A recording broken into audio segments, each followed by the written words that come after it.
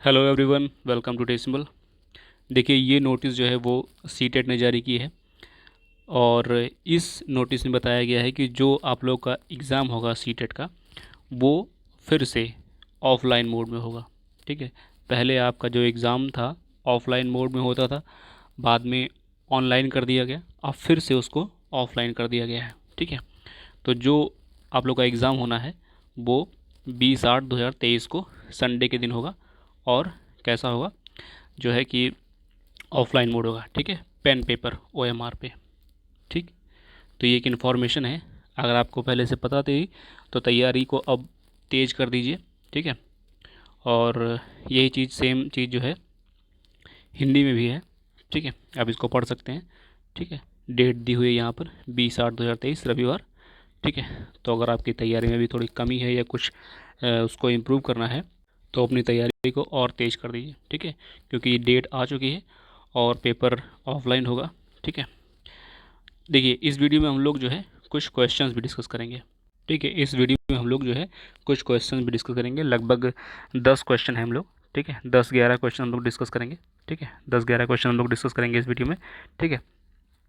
तो चलिए शुरू करते हैं। देखिए, पहला क्वेश्चन है, लेव वाइगोत्स्की के समाज संरचना सिद्धांत में दृढ़ विश्वास रखने वाले शिक्षक के नाते आप अपने बच्चों के आकलन के लिए निम्नलिखित में से किस विधि को वरीयता देंगे। पहला है सहयोगी प्रोडक्ट, बी है मानकीकृत परीक्षण, सी है तथ्यों पर आधारित प्रत्यास्मरण के प्रश्न, डी है वस्तुपरक बहुविकल्पी प्रकार के प्रश्न। ठीक है। तो वीडियो को आप पॉज कीजिए और 5 सेकंड इसको मतलब दे करके आप इसको सॉल्व कर सकते हैं। ठीक है। यहाँ पर आपको 4 विकल्प दिए हैं। ठीक है, सहयोगी प्रोजेक्ट, बी मानकीकृत परीक्षण, सी है तथ्यों पर आधारित प्रत्यास्मरण के प्रश्न, डी है वस्तुपरक बहुविकल्पी प्रकार के प्रश्न। ठीक है। तो इस क्वेश्चन का राइट आंसर होगा ऑप्शन ए। ऑप्शन ए मतलब सहयोगी प्रोजेक्ट। ठीक है। तो देखिए, यहाँ पर जब भी आपको लेव वाइगोस्की का नाम आएगा, ठीक है, लेव वाइगोस्की का नाम आएगा तो आपको सामाजिक संरचना सिद्धांत ध्यान रखना है। ठीक है। अगर आपको पूछते हैं सामाजिक संरचना सिद्धांत के बारे में तो लेव वाइगोस्की का नाम ध्यान रखना है। ठीक है। और जब भी लेव वाइगोस्की के सामाजिक संरचना सिद्धांत से संबंधित क्वेश्चन आएगा, ठीक है, और इस तरह का ऑप्शन होगा तो उसमें सहयोगी प्रोजेक्ट ही उसका आंसर होगा। ठीक है। चलिए देखते हैं अगला क्वेश्चन। ठीक है। देखिए, ये हमारा जो है टेलीग्राम ग्रुप है। ठीक है। अगर आप ये PDF जो है इसको आप चाहते हैं कि मिल जाए आपको, तो ये टेलीग्राम ग्रुप ज्वाइन कीजिए, वहाँ पे PDF आपको मिल जाएगी। ठीक है। ये जो PDF है ये आपको वहाँ पे मिल जाएगी। तो अगला क्वेश्चन देखिए। अगला क्वेश्चन है, अपनी कक्षा की वैयक्तिक भिन्नता से निपटने के लिए, ठीक है, अपनी कक्षा की वैयक्तिक भिन्नता से निपटने के लिए शिक्षक को चाहिए कि क्या करना चाहिए। पहला है शिक्षण और आकलन के समान और मानक तरीके हों, बी है बच्चों को उनके अंकों के आधार पर अलग कर उनको नामित करें, सी है बच्चों से बातचीत करें और उनके दृष्टिकोण को महत्व दें, डी है विद्यार्थियों के लिए कठोर नियम को लागू करें। ठीक है।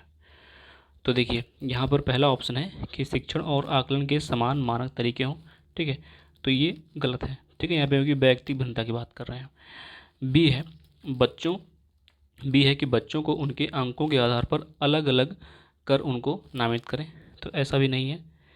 अगला है बच्चों से बातचीत करें और उनके दृष्टिकोण को महत्व दें।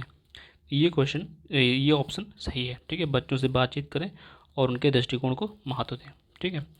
डी गलत है, विद्यार्थियों के कठोर नियम को लागू, बिल्कुल नहीं, नियम बिल्कुल नहीं लागू करेंगे इस तरह के क्वेश्चन में। इस तरह की मतलब कि जब भी विकल्प होंगे कठोर नियम लागू करें, ये करें वो करें, ठीक है, तो कठोर नियम हमेशा नियम अच्छे नहीं होते। ठीक है, तो ये ऑप्शन भी गलत है। अगला क्वेश्चन देखिए, वीडियो को पॉज कीजिए, ठीक है, और जो है क्वेश्चन का आंसर जो है अपना डिसाइड कर लीजिए क्या है। ठीक है, बाकी मैं क्वेश्चन का आंसर बताऊंगा। क्वेश्चन है, आकलन उद्देश्यपूर्ण होता है यदि, आकलन उद्देश्यपूर्ण होता है यदि इससे विद्यार्थियों में भय और तनाव का संचार हो। ठीक है। बी है इससे विद्यार्थियों और शिक्षकों की प्रतिपुष्टि मतलब फीडबैक प्राप्त हो, सी है यह केवल मतलब वर्ष में एक बार हो अंत में। ठीक है, यह केवल एक बार वर्ष के अंत में हो, डी है विद्यार्थियों की उपलब्धियों में अंतर करने के लिए तुलनात्मक मूल्यांकन किए जाए। ठीक है। तो देखिए, पहला ऑप्शन है इससे विद्यार्थियों में भय और तनाव का संचार हो, बिल्कुल गलत ऑप्शन है। ठीक है, ऐसा बिल्कुल नहीं होना चाहिए। सी देखिए, यह केवल वर्ष में एक बार हो, ऐसा भी नहीं होना चाहिए। डी है, विद्यार्थियों की उपलब्धियों में अंतर करने के लिए तुलनात्मक मूल्यांकन किया जाए, नहीं, तुलनात्मक मूल्यांकन नहीं। बी ऑप्शन इसका राइट आंसर है, इससे विद्यार्थियों और शिक्षकों को प्रतिपुष्टि फीडबैक प्राप्त हो। ठीक है, इससे विद्यार्थियों और शिक्षकों को प्रतिपुष्टि प्राप्त हो। अगला क्वेश्चन देखिए, अगला क्वेश्चन है, काफ़ी इंपॉर्टेंट क्वेश्चन है। ठीक है, ये इंपॉर्टेंट क्वेश्चन है।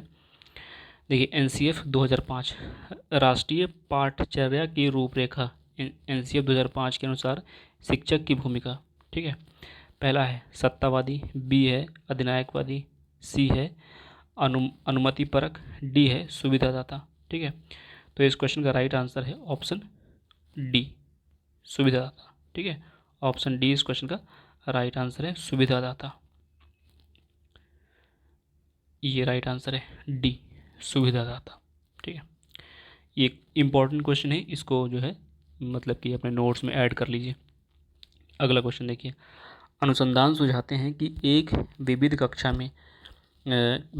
में विद्यार्थियों से शिक्षिका अपेक्षाएं अनुसंधान सुझाते हैं कि एक विविध कक्षा में अपने विद्यार्थियों से शिक्षिका की अपेक्षा विद्यार्थियों के अधिगम ए है पर महत्वपूर्ण प्रभाव छोड़ती है, बी एक मात्र निर्धारक होती है, सी के साथ संबंधित नहीं मानी जानी चाहिए, डी है पर कोई प्रभाव नहीं छोड़ती। ठीक है, तो इस क्वेश्चन का राइट आंसर है ऑप्शन ए।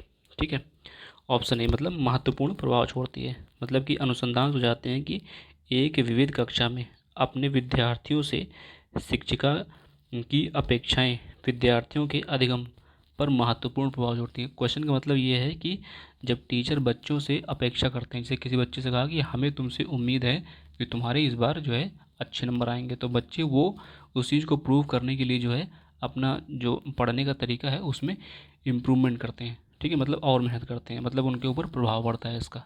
ठीक है, ये कहने का मतलब है। अगला क्वेश्चन देखिए, विशेष आवश्यकता वाले बच्चों को शामिल करना एक कल्पनीय लक्ष्य है, बी है जिनमें अक्षमता न हो उन बच्चों के लिए हानिकारक है, सी है विद्यालय पर भार बढ़ेगा, डी है शिक्षण के प्रति दृष्टिकोण विषय वस्तु और धारणा, यहाँ धारणा होगा। ठीक है, धारणा परिवर्तन की अपेक्षा रखता है। ठीक है, पहला ऑप्शन है एक कल्पनीय है, बिल्कुल गलत है। बी है जिनमें अक्षमता ना हो उन बच्चों के लिए हानिकारक है, ऐसा नहीं है। ठीक है, सी है विद्यालय पर भार बढ़ेगा, बिल्कुल गलत है। इस क्वेश्चन का राइट आंसर होगा ऑप्शन डी, शिक्षण के प्रति दृष्टिकोण विषय वस्तु और धारणा परिवर्तन की अपेक्षा रखता है। ठीक है, अगला क्वेश्चन देखिए, विविध प्रकार की सामाजिक, आर्थिक और सांस्कृतिक पृष्ठभूमि के बच्चों से युक्त कक्षा सभी विद्यार्थियों के अधिगम अनुभवों को बढ़ाती है। ये कथन है, पहला ऑप्शन है गलत, क्योंकि यह बच्चों के लिए दुविधा उत्पन्न कर सकती है और वे स्वयं को अलग अलग महसूस कर सकते हैं। बी है सही है, क्योंकि बच्चे अपने साथियों से अनेक कौशल सीखते हैं। डी है सही, क्योंकि इससे कक्षा अधिक श्रेणीबद्ध दिखाई देती है। डी है गलत, क्योंकि ये अनावश्यक स्पर्धा की ओर ले जाते हैं। ठीक है, तो इस क्वेश्चन का राइट आंसर है जो वो है ऑप्शन बी। ऑप्शन बी सही है, क्योंकि बच्चे अपने साथियों से अनेक कौशल सीखते हैं। ठीक है, अब देखिए क्वेश्चन को ध्यान से देखिए, इसमें कह रहे हैं कि सामाजिक, आर्थिक और सांस्कृतिक पृष्ठभूमि से बच्चे हैं कई सारे एक क्लास में। ठीक है, एक क्लास है उसमें सामाजिक, आर्थिक और सांस्कृतिक पृष्ठभूमि के कई बच्चे हैं। तो इस तरह की जब भी क्लास होती है उसमें बच्चे एक दूसरे से सीखते हैं, मतलब एक बच्चे का कौशल दूसरे बच्चे के कौशल से जो है इफेक्ट होता है। ठीक है, मतलब कि एक बच्चा है वो किसी दूसरी सामाजिक पृष्ठभूमि का है, एक बच्चा है वो दूसरी सामाजिक पृष्ठभूमि का है, तो एक दूसरे से कुछ ना कुछ सीखते हैं। ठीक है, ज्ञान का आदान प्रदान होता है। अगला क्वेश्चन है, सुनने में असमर्थ बच्चा। ठीक है, सुनने में असमर्थ बच्चा, पहला ऑप्शन है श्रवण असमर्थता वाले बच्चे के विद्यालय में ही भेजा जाना चाहिए, नियमित विद्यालय में नहीं। बी है केवल अकादमिक शिक्षा में लाभ नहीं उठा पाएगा, उसे उसके स्थान पर व्यावसायिक शिक्षा दी जानी चाहिए। सी है नियमित विद्यालय में बहुत अच्छा कर सकता है यदि उसे उपयुक्त सुविधाएं और साधन उपलब्ध कराए जाएं। डी है नियमित विद्यालय में अपने सहपाठियों के समान कभी प्रदर्शन नहीं कर सकेगा। तो ये क्वेश्चन, ये ऑप्शन तो बिल्कुल गलत है, ठीक है, कि कभी प्रदर्शन नहीं करेगा, ठीक है। पहला ऑप्शन देखिए, श्रवण असमर्थता वाले बच्चों के विद्यालय में ही भेजा जाना चाहिए, ऐसा नहीं है। बी है केवल अकादमिक शिक्षा में लाभ नहीं उठा पाएगा, उसे उसके स्थान पर व्यावसायिक शिक्षा दी जानी चाहिए, तो ऐसा नहीं है, ये ऑप्शन भी गलत जाता है, बचता है ऑप्शन सी, ठीक है। तो सी यहाँ पर राइट आंसर है, ठीक है। तो इस क्वेश्चन का राइट आंसर है ऑप्शन सी, नियमित विद्यालय में बहुत अच्छा कर सकता है यदि उसे उपयुक्त सुविधा और साधन उपलब्ध कराए जाएं, ठीक है। बच्चा सुनने में असमर्थ है ना, कोई फिजिकली बहुत ज़्यादा डिसेबल थोड़ी है, उसे सुनने में दिक्कत है, तो वो उसे अगर किसी भी तरह से आप कम्युनिकेशन करके उसको चीज़ों को समझा देंगे तो बिल्कुल उन्हीं बच्चों की तरह काम करेगा जो किसी तरह की असमर्थता से ग्रसित नहीं है, ठीक है। तो इस क्वेश्चन का राइट आंसर होगा ऑप्शन सी। अगला क्वेश्चन देखिए, निम्नलिखित में से कौन सी विशेषता प्रतिभावान शिक्षार्थी की है, ठीक है।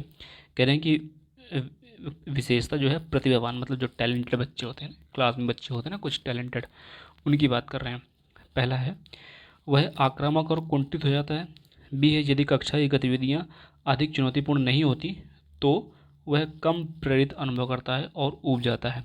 सी है वह बहुत ही तुनुक मिजाज होता है। डी है वह रश्मि व्यवहार करता है, जिसे हाथ थपथपाना, डोलना, तो ये ऑप्शन गलत है। वह बहुत तुनुक मिजाज होता है, ये भी गलत है।